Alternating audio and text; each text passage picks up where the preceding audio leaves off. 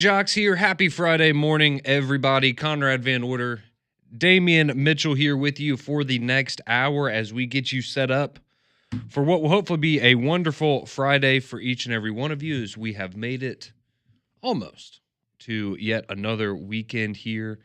A short week for many of us after the Memorial Day holiday, but here we are on a Friday. Hope everyone has some big plans for the weekend. If you weren't able to get down to the beach or to the lake last weekend, maybe that's what you're going to be doing this weekend. Maybe you're going to be going down to Destin and seeing if you can pick up any rumblings from the SEC spring meetings. Anybody that's lingering around that may have some thoughts on the future of college football and the playoff and how many games we should play in the SEC schedule here. So a lot going on.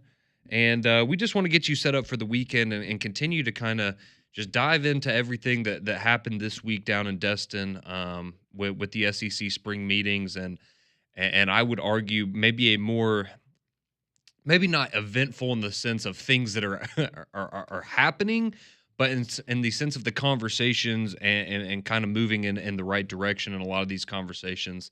I would say this has been one of the more entertaining or more interesting SEC spring meetings in a while, just in terms of, they've got some, a lot of big issues that they've been discussing. And we've heard a lot of different opinions from a lot of different coaches, a lot of different athletic directors, from Commissioner Sankey himself.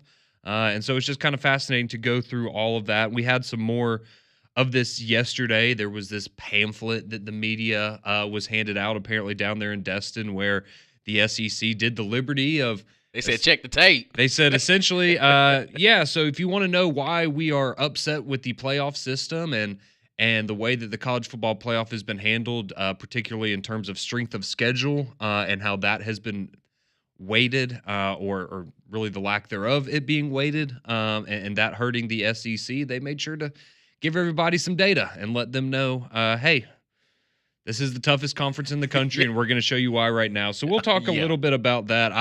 I'll be honest, I just never seen something like that before. I was like, man, we're taking this to a different level. Yeah, we pulling out the big guns. Like when Greg Sankey pulls out the briefcase and shows you numbers, you can't deny it. And then when you look at, and of course we'll talk about it, but like when you look at like the ACC, they're like, ooh, you down at the bottom, big dog. Like, oh, okay. So really and truly, outside of Florida State for a year, Clemson has been carrying this entire conference on his back for a long time. Yeah. So we'll get into that here coming up in a little bit. We have some, I know Pat Smith's going to be happy because it just got a lot more expensive if you want to storm the field as well. So we'll tell you about that. So some things are actually happening down there in Destin. It's just maybe not the big answers that we want in terms of college football playoff and 8 or 9 game conference schedule for college football. But some interesting things still going on there yesterday. But of course, on top of that, you still had a doubleheader for the Braves yesterday.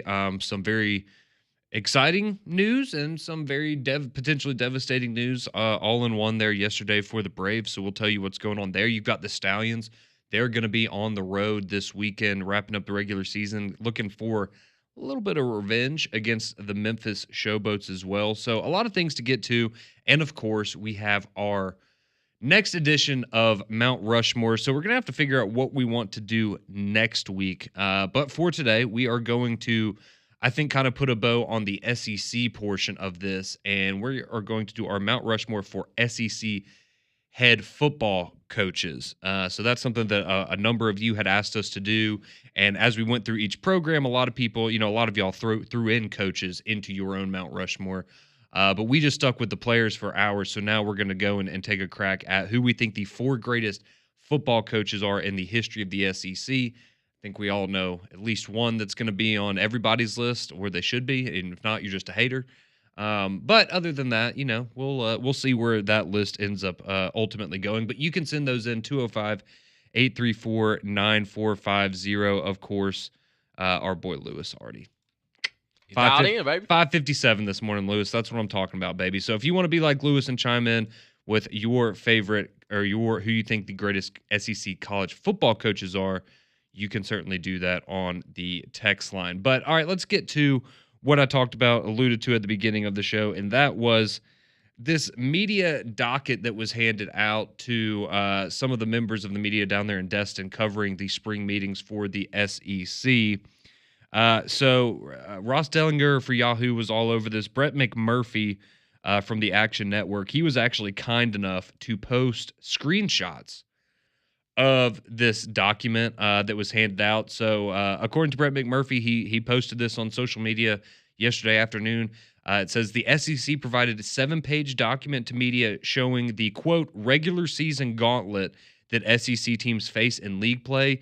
It says the SEC, quote, no other conference has a regular season as grueling as the SEC's. Granted, I think we all know that, right? We've talked about that for a while here. But this is where what Damian was talking about earlier, where it got a little ugly for some of these teams. Let's just be honest. Okay, so I'm going to try to describe this for you. And again, if you want to go on social media at Brett_McMurphy, you can go and see it there. He posted the photos of it. But for those of you listening, it's a chart, and there's a line in the middle, and essentially that is the line of strength of record. And so the way that the SEC has this broken down is schools in each conference that would be in the top 50 of strength of record and those that would be outside of the top 50. So essentially, how many college football programs in your conference would we view as a top 50 team in college football? All right, and this is an average over the last decade. So you have the SEC. We have 16 teams in our conference. 14 of them are in the top 50. 2 of them are not. Think we can assume one of them is Vanderbilt? Kentucky or Mississippi State. Yeah. It's one of those two. But Vanderbilt and then one of those two. I think it's safe to assume those would be the 2. So 14 of the SEC's 16 teams would be ranked in the top 50 in terms of strength of record, so most difficult college football programs to play. The Big Ten would have 10 inside the top 50. That's pretty good, double digits. But that also means they have 8 that are below 50 because they have 18 teams in their conference. So they would be so the SEC, just for comparison's sake, 13% of the SEC is ranked outside of the top 50. 44% of the Big Ten is ranked outside of the top 50. Then it gets really ugly. You go look at the Big Ten or the Big 12. 9 of their 16 teams would be on the outside looking in. So they have 9 teams in their conference that are ranked 50th or lower in strength of record. And then the ACC. 11 of their 16 schools are ranked outside of the top 50. So for the Big 12, it's 56%, and the ACC, 65% of their conference outside of the top 50. So essentially, they're telling you the ACC, 2/3 of the ACC really isn't even worthwhile competition in college football over the last decade. The Big 12, a little over half. The Big 10, 44%, so a little under half. Really not a big factor in the grand scheme of, being competitive at a high level in college football. The SEC is 13%. 14 of our 16 programs here in the SEC are ranked inside the top 50. The Big Ten has 8.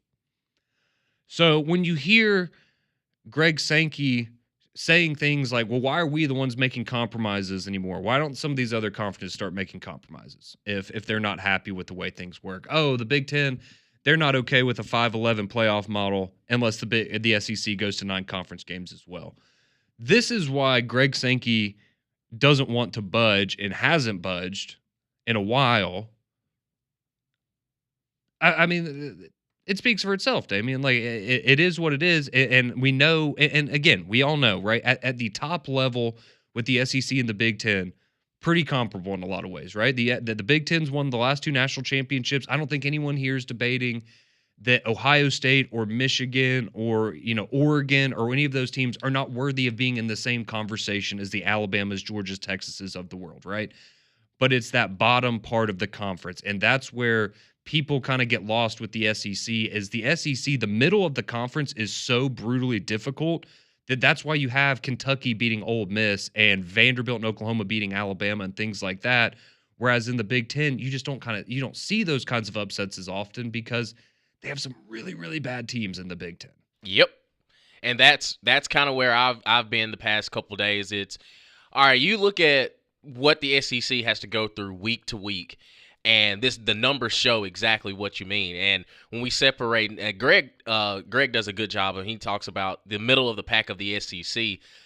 It's almost rotating year by year because the teams that are in that middle tier of the SEC, if you put them in the Big Ten, they would be looked at as one of the better teams in that conference. You look at the same way the ACC and the Big 12. The SEC regular season is one that it separates itself because, like you said, you look at the Kentuckys, how they can go toe to toe with Georgia on a consistent basis when they knocked off Ole Miss, who was a top 10 team last year.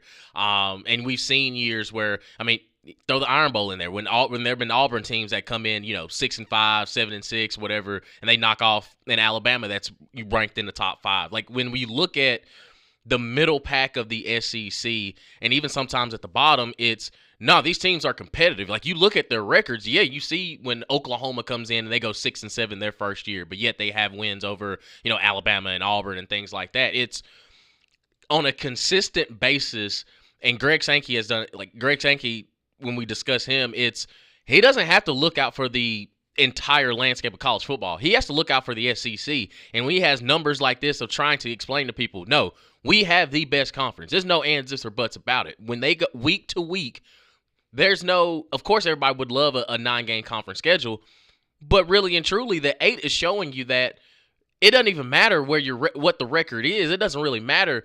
The teams that we have accumulated here in the SEC, they are better than a lot of other programs around these other conferences, and the strength of record speaks for itself.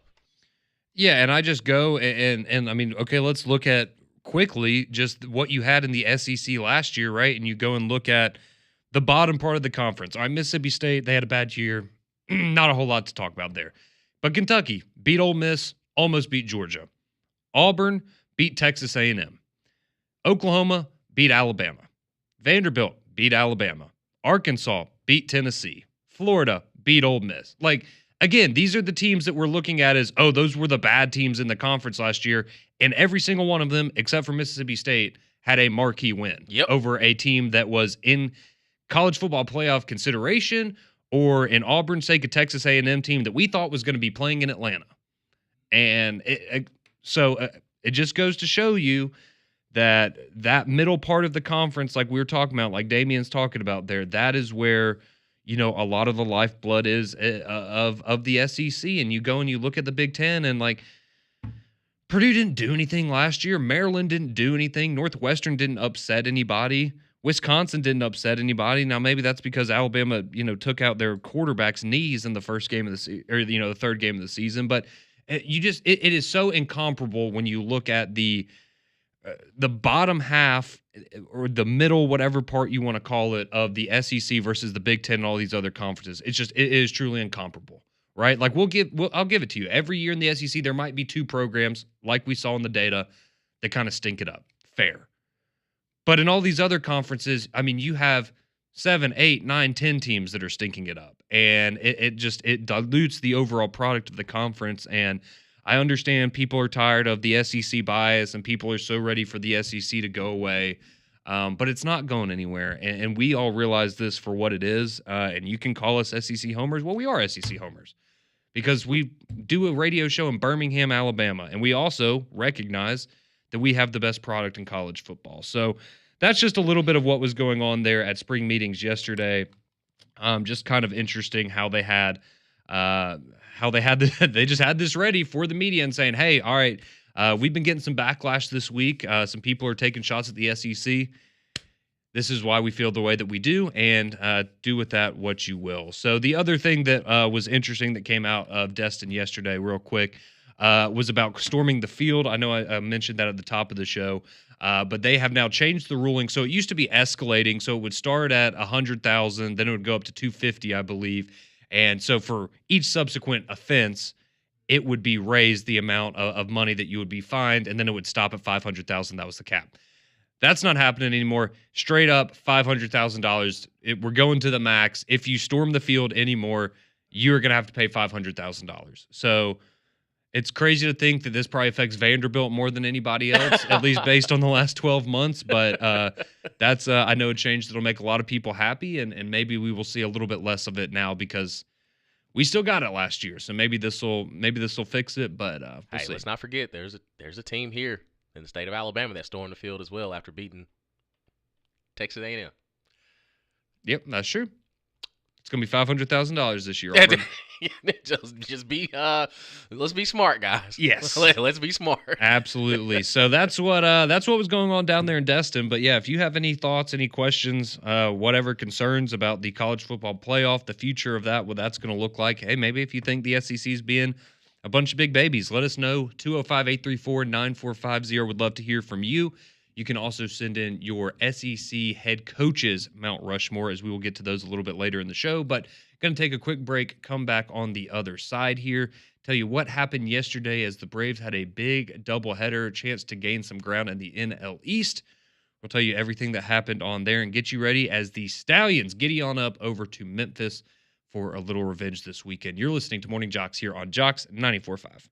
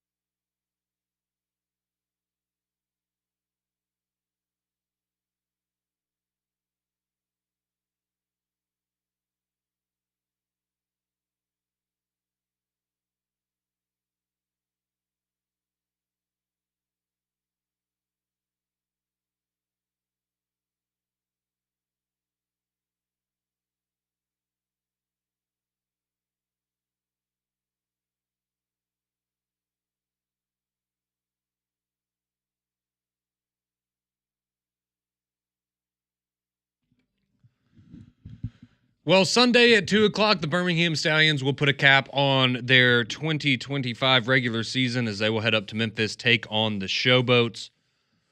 They're going to get a little revenge from earlier in the season. If you remember back in week 5, you had the Stallions and the Showboats doing battle here in Protective Stadium, and Memphis pulled out the 24-20 win in overtime after Birmingham had come back.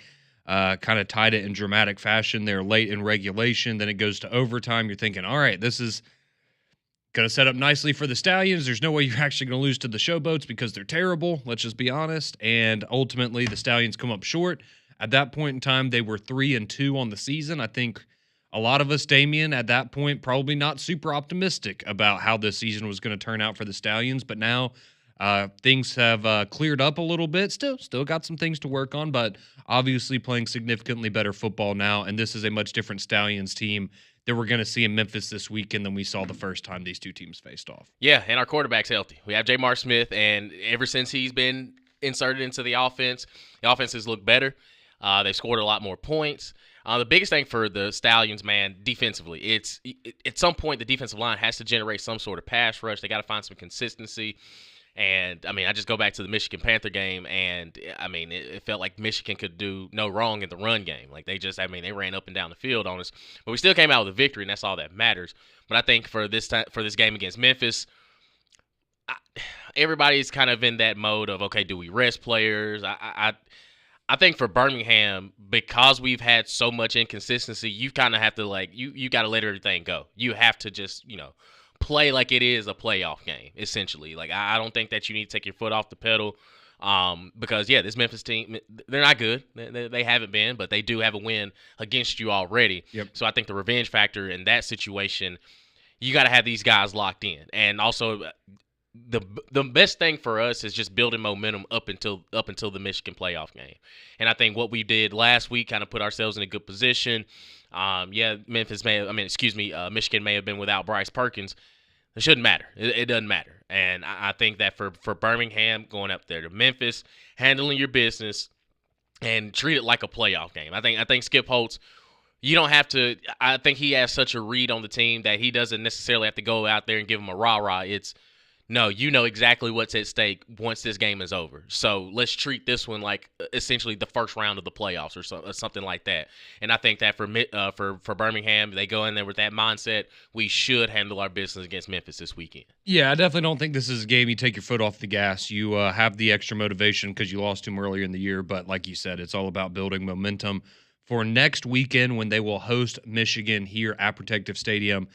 In the first round of the playoffs, the winner will advance to the UFL championship game. So a big game coming up next weekend. But first, got to take care of Memphis on Sunday. That's going to be a 2 p.m. kickoff on Sunday afternoon. And just a quick reminder, if anybody is going out there to Memphis, you can go find the Horsemen on Facebook, and they have a link where you can all sit together and be there with the Birmingham Stallions fans in Memphis. All right, now let's go to the Diamond real quick because you had a big doubleheader yesterday for the Atlanta Braves. So you had a rain out on Wednesday, so they moved the first game up to early yesterday. So you had a little bit of lunchtime baseball, and then you had the night game as well. And one game went pretty well for the Braves, one game not so much. And so we'll start with the first game. Didn't go as you would hope if you're an Atlanta Braves fan. It was an exciting game, but Philadelphia ends up getting out of there with a 5-4 victory. Batter got hit with the bases loaded in the bottom of the 8th inning, and that scored the go-ahead run for the Phillies. So not the way that you want to give up the lead if you're the Braves, and certainly not the worst pitching news that you got of the day, but certainly not good news. But Acuna, he did have an RBI single. You had Sean Murphy. He hit another home run there as well. Michael Harris with an RBI double to make it 4-4 there in the 8th inning as the Braves scored 2 runs. And then you have the hit by pitch in the bottom of the 8th. Phillies score to go up 5-4, and that was all that she wrote. But the big takeaway from this game, and I truly do feel really, really bad for Braves fans right now, but A.J. Smith-Shawver, who was trending to probably being the rookie of the year in the National League, he had a right now he has a 3.86 ERA after yesterday. He went 2 2/3 innings, gave up 2 earned runs, 3 hits, struck out 1 batter. He did get hit in the leg by a line drive off one of the bats of a Phillies hitter, but then his elbow popped, and we don't know for certain yet, but the assumption is it's the UCL, and we all know that means that it's either going to be Tommy John's or it's going to be the kind of brace procedure that's not as invasive as Tommy John's. That's what Spencer Strider had. That's also what Garrett Cole is undergoing for the Yankees right now, or he underwent that, and he's now recovering from it. So, yeah, A.J. Smith-Shawver most likely out for the year. That's going to be the expectation. Just another brutal hit for the Braves. You had Strider go down. You've had Acuna out, and they're finally back and looking like they're starting to get healthy. And now you're promising rookie pitcher. He finds himself probably out for the rest of the season. So a big blow there yesterday for the Atlanta Braves in the first game of the doubleheader. But there was a little bit of good news to come after that, because you did win the second game of the doubleheader. 9-3 was the final score last night. So the bats finally woke up for the Atlanta Braves. Chris Sale, masterful last night. 6 innings pitched, shutout. 6 shutout innings, only gave up 2 hits, 8 strikeouts, and along the way, he got his 2500th career strikeout. That's kind of a weird one to say. But he becomes the fastest pitcher to hit 2,500 career strikeouts in Major League Baseball, doing so in 2,026 innings, which is almost, that's 81 innings faster than Randy Johnson, who is the next fastest. Now, caveat, Chris Sale has been injured a lot. He's had some problems, so he's up there a little bit in age, but still, it just goes to show how special he is when he has been healthy in his career. And unfortunately, I enjoyed it because he wasn't very good in Boston, but he had a few years of his career where he was just, constantly dealing with injuries and now having a resurgence here with the Braves the last couple of years. So good for Chris Sale. Awesome accomplishment.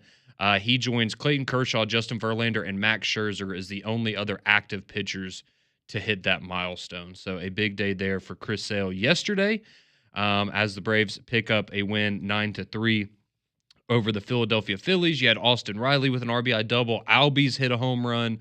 Austin Riley ended up hitting a home run to go along with his double there in the top of the 7th. The Braves were up 8-0 at one point, and end up winning that one 9-3. So if you're keeping tabs at home, Braves now 26-29 on the season.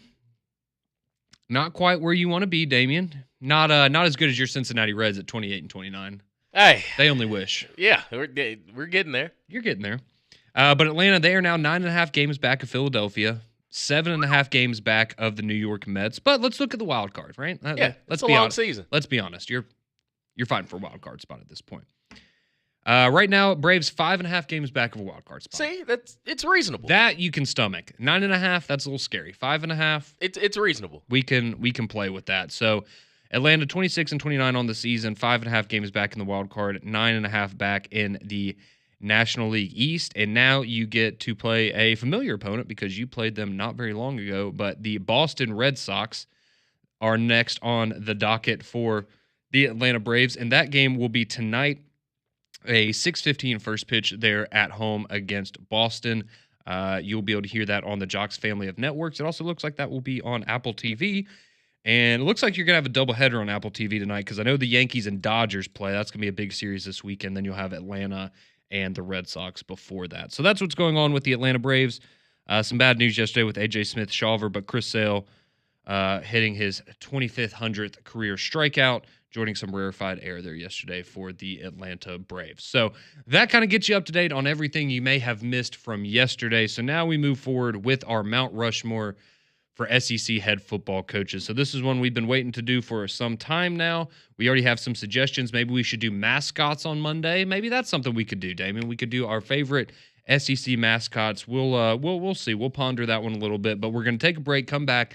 Me and Damien are going to share our Mount Rushmores for the best SEC head football coaches of all time, and then we will get to your list as well at 205-834-9450. Keep it locked right here on JOX 94.5.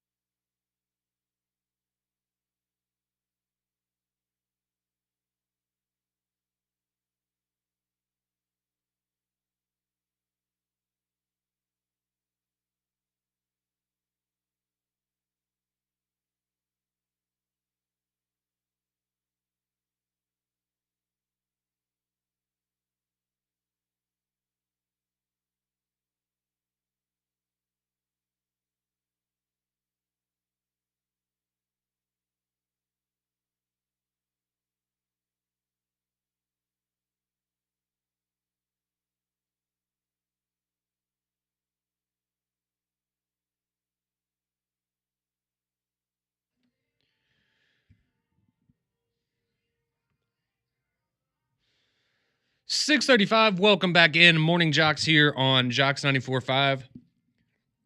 Conrad and Damien here with you until 7 o'clock when we hand you off to McElroy and Kublik in the morning. Appreciate you spending part of your Friday morning here with us as we try to get you started into your weekend with a little bit of a fun conversation. So we've been having a lot of fun with this the last few weeks doing our Mount Rushmores for all of the different SEC schools. And yesterday we did just our overall best SEC players of all time. That one had a lot of debate going along with it, as you would expect. And now, wouldn't expect it to be any different today, Damien, because we are going to do our Mount Rushmore of SEC head football coaches. And just based on skimming the text line, already a lot of different names being thrown out here, a lot of variation in some of these lists. But as you would expect, a couple of names, too, in particular, that are very common themes here. So we will get to those. I will share mine, Damon will share his, and then we will get to yours at 205-834-9450 if you still want to send yours in. So quickly, honorable mentions. I have 3 of them. So first off, I have Pat Dye, best coach in Auburn football history, won multiple SEC championships, 3-time SEC Coach of the Year. What he did at Auburn, the greatest coach in Auburn football history. He's a legend, and obviously had to give him an honorable mention. I also threw Urban Meyer on there. And I know some people will probably have him on their Mount Rushmore. For me, it was based on more so the fact he had a lot of success, won 2 national titles at Florida, but he was only there for 6 seasons. And I'll be completely honest, like me and Damien were talking, it's like I don't think about it. And I'm just like, oh, Urban Meyer was there for a decade. And then you realize, no, he really wasn't. He was not there for very long. So I have Urban Meyer as an honorable mention. And the last one, I was debating between 2 guys here, and you'll understand when I give you my list. But I have Kirby Smart as my last honorable mention. Couple more years, and I think he would certainly be up there, but for right now, I did have one person ahead of him. So, for my SEC coaches, Mount Rushmore, at the very top, the greatest college football coach of all time, arguably the greatest coach ever to do it. Whether you love him or hate him, it's Nick Saban. You can't have a Mount Rushmore of anything involving college football coaches and not have Coach Saban. Correct. On there, and in my opinion, at the very tip top. So, Nick Saban, he's up there at the top. Also, of course, Bear Bryant. Got to have Bear Bryant on there as well. So Nick Saban, Bear Bryant, I went the old ball coach Steve Spurrier, and a lot of that has to do, obviously, we all remember what he did at Florida, winning a national championship, all the success he had there, not only as a player, but then as a coach, obviously. But I feel like, and maybe we do and we just don't talk about it enough, but I don't know if he gets enough credit now for what he did at South Carolina and getting them to an SEC championship game and just kind of turning that program around for a little while and the success that he did have there. He didn't win a title or anything, but still did a great job at South Carolina. So I have Steve Spurrier. And then lastly, this is where it was tough between Kirby and this guy, but I went with Vince Dooley. And the reason I went with Vince Dooley over Kirby is just the longevity of how long he was there. I mean, he was the head coach at Georgia for 25 seasons. That's a very long time. He does only have 1 title. I know Kirby has 2, but he won 6 SEC titles there. And just the longevity of what he did, 5-time SEC Coach of the Year, over 200 career wins at Georgia. If you have Kirby ahead of him, I have no complaints about that. But for the longevity and the history of what he did for Georgia, I went Vince Dooley. So my Mount Rushmore, Nick Saban, Bear Bryant, Steve Spurrier, and Vince Dooley. Damien, where did you go with your Mount Rushmore? I'm very similar with yours. Honorable mention, first I have Urban Meyer. Also have Philip Fulmer, Tennessee head coach there as well. And I have Vince Dooley in my honorable mention. So I did the opposite thing that you did. So yeah. My Mount Rushmore goes pretty much exactly like yours. I have Nick Saban at number 1. It speaks for itself. The resume speaks for itself, what he's been able to do in college football. Number 2, I have Bear Bryant. And again, you just look at the resume and it's like, yep, he's definitely on there. Number 3 for me, I also have Steve Spurrier. Like you said, I don't think he gets enough credit for what he was able to do with South Carolina. Everybody knows what he was doing at Florida. I mean, he changed the game and really put Florida on the map. But I think his success at South Carolina as well, keeping them relevant. Like, not even, again, I mean, you look at some of the Alabama team, an Alabama team that went up there to Columbia, South Carolina, and they handled business, even in his later age. So everything that Steve Spurrier has done for the SEC. And number 4, I have Kirby Smart in my Mount Rushmore already. I do think that the trajectory that he's on, what he's accomplished so far, and the only separation I had between him and Vince Dooley was the other national championship. Mm-hmm. And the longevity does play a part into into that as well. But I do think that Kirby Smart and everything that he's done, um, he's in the Mount Rushmore for me. So I have Nick Saban, Barry Bryant, Steve Spurrier, and Kirby Smart as my Mount Rushmore. All right, and then mine real quick: Nick Saban, Bear Bryant, Steve Spurrier, and I went Vince Dooley, where Damian went Kirby Smart. So pretty similar there. A lot of you sitting yours in. You still have a little bit of time to do so. 205-834-9450. Because when we return here on the other side, we're going to get to your list, your SEC head coach Mount Rushmore's. Put a bow on the show. Get your list on the GMC text line. That's coming up next here on Morning JOX and JOX 94.5.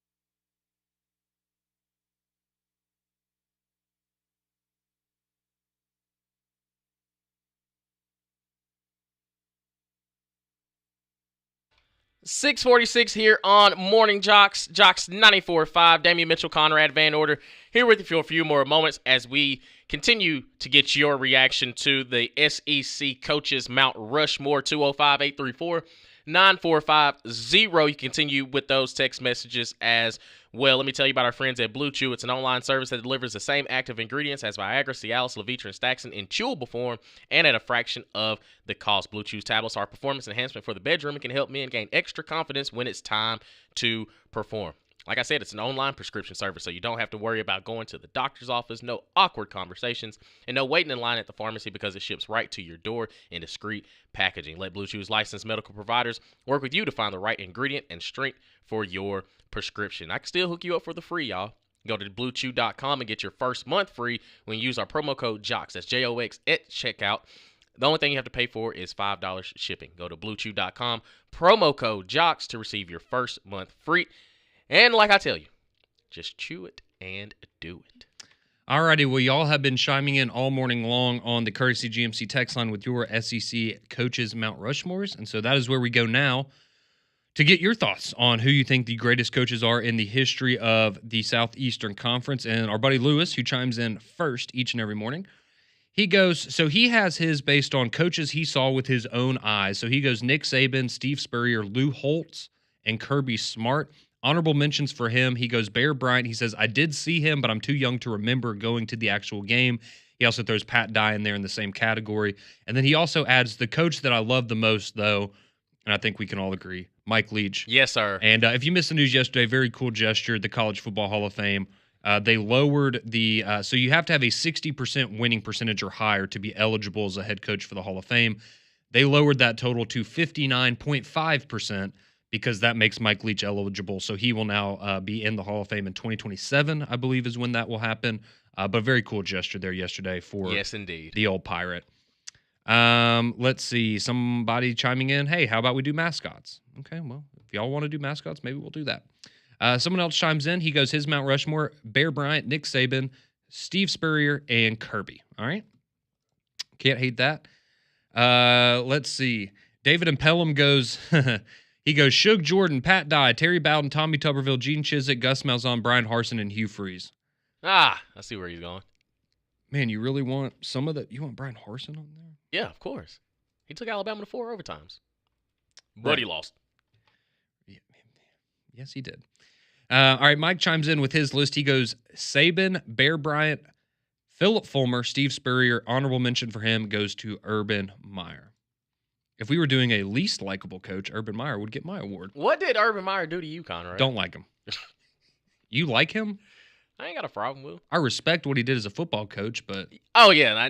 That's all I keep... I just have a lot of reasons to believe that maybe not the kind of person I would want to be around in my personal life. Hey, he can coach ball. He can coach ball.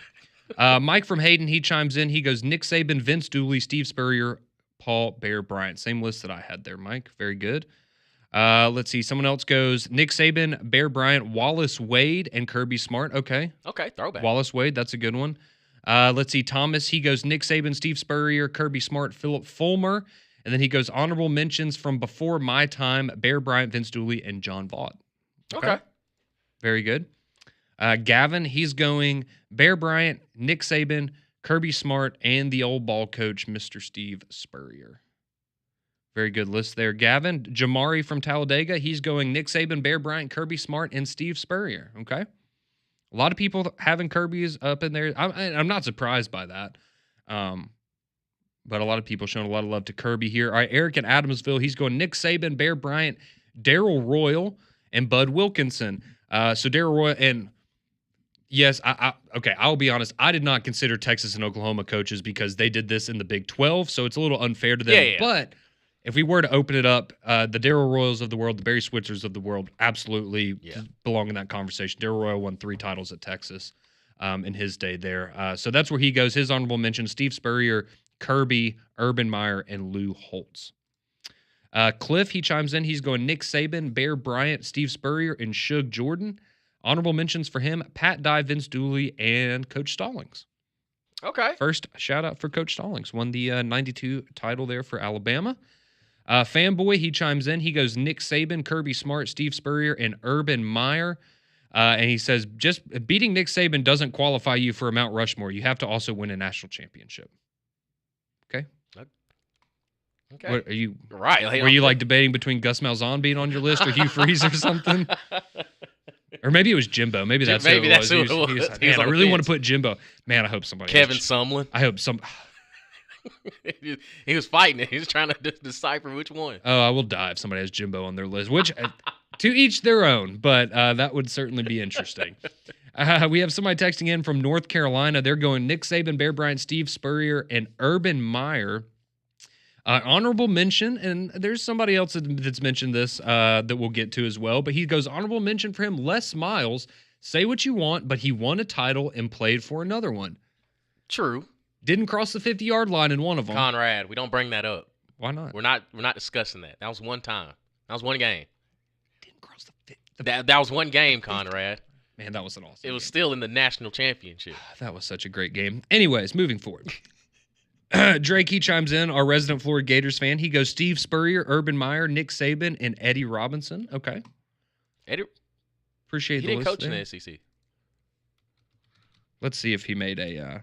Because all he did, now he won the most at Grambling. Now he might have been like a coordinator or something in the SEC, but I thought all he did was Yeah, no, he was just a Grambling. right. He was there for 56 years. He was indeed. Whew. Yeah, it's all right. Throw him on there. He's there for 56 years. Throw him on there. It's fine. All right, Don, he chimes in. He's going Bear Bryant, Steve Spurrier, Pat Dye, and Nick Saban. Honorable mentions for him, Vince Dooley and Pete Carroll. That's another one. I'm like, I mean, obviously we all think of USC when we think of Pete Right, Carroll. yeah, Did I miss somewhere along the way that he was no, he was not in the SEC at any. Or okay, he was a GA at Arkansas one year. No. So if we're counting that or not, but I mean, hey, one of the greatest coaches, no doubt about it. I'd play for him. Yeah, in the Pac-12. All right, so we have, let's see, somebody. Oh, Luke, he just chimes in. He says, y'all could do a Mount Rushmore of the most memorable plays in SEC history. Oh, then we're gonna have to talk about the kick six. Yeah, because that'd be number one. It would be number one. I can admit that. He says mine would definitely be my Mount Rushmore would be blocked by Mount Cody. Okay, It's up there. so not a Tennessee fan, I guess. That's- Okay, somebody else chimes in from Texas. They go Suge Jordan, Steve Spurrier, Nick Saban, and Paul Bear Bryant for their list. Okay. Dexter chimes in. He says, good morning, guys. In order, my list would go 1 Nick Saban, 2 Bear Bryant, 3 Steve Spurrier, and 4 The Vaught. And then honorable mention for him, Urban Meyer and Pat Dye. Bama hater. Bama hater goes for his Mount Rushmore. He goes all 3 of the Alabama coaches who have been named Mike, and then the Auburn coach that currently works in the government. He said honorable mention for him would be Nick Saban. It's honorable mention. Hey, I respect the dedication to being a hater, Bama hater. Let's see. Someone chimes in. They show great show this morning, guys. My list would be Bear Bryant, Nick Saban, Steve Spurrier, and Suge Jordan. Okay, another great list there. Jamie chimes in. He says, love both of your list. I would also give Gene Stallings an honorable mention on mine. Okay. Mount Rushmore from this person, Nick Saban, Bear Bryant, Vince Dooley. Somebody I'm surprised we haven't heard until now, General Nealon. Yeah. There are a lot of great things in He Tennessee. He did. Let's see. Says, fun fact about General Nealon, he went an entire season without being scored on and reeled off 17 straight shutouts at one point in his career. That's gangster. That's pretty good. Somebody chimes in. I love this. They say Les Miles was 103 and 29 coaching in the SEC. They then share their Mount Rushmore that does not have Les Miles on it. They say Nick Saban, Phil Fulmer, Bear Bryant, and Pat Dye. Oh, look, Les Miles was a good coach. He won a national championship. He liked to eat grass. He was entertaining. He was. It's just funny that you shared that and then didn't have him. Didn't have him on the Mount Rushmore. Let's see. Someone, Ballhead, chimes in. He says Nick Saban, Bear Bryant, Kirby Smart, Steve Spurrier. Honorable mentions Philip Fulmer and Mark Richt. Oh, Marky Mark. How about that? Someone says Mike Price, honorable mention maybe? No. Not quite. Nah. Bo from Haleyville. Philip Fulmer, greatest snitch of all time. Okay. I wouldn't disagree with that one. Well, appreciate all of you chiming in. We'll figure something out to do on Monday with Mount Rushmore. McElroy and Kublik in the morning is next.